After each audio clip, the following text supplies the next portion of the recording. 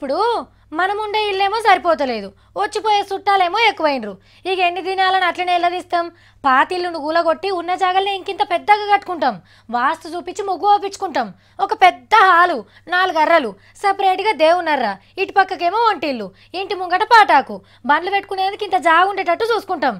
మరి ముఖ్యమంత్రి సార్ ఉండే బంగ్లా కూడా ఎటూ సరిపోకుంటుండేనట. లీడర్లు ఆఫీసోళ్ళు ఎప్పటికి వచ్చిపోయేటోళ్ళు. అది ఇల్లు సరిపోక తిప్పలైందట. ఆన్నే కొత్తిల్లుని కట్టిండు. ఎగిలివారంగా 5 గంటల 22 నిమిషాల దివ్యమైన ముహూర్తంలో ఇంట్లోకి పోయిండు సీఎం సారోళ్ళు.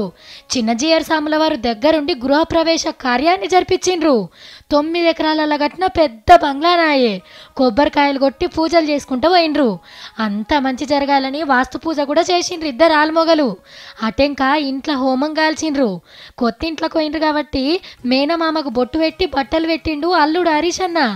ఇక ముఖ్యమంత్రి సార్ కూసునే కుర్చీలా మొదలు చిన్నజీయర్ సాముల వారు ఆసీనులైనాక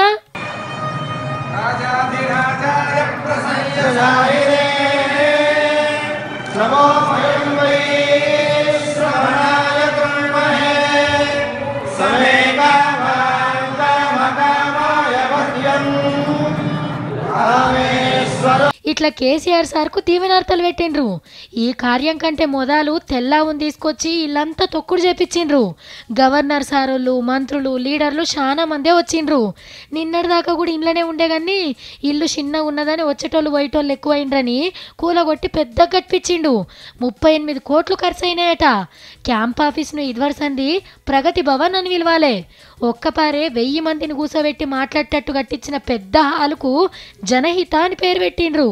ఈడికెళ్ళి టీవీలలో చూసుకుంటా జిల్లా కలెక్టర్లకు ఆర్డర్లు వేయచ్చు.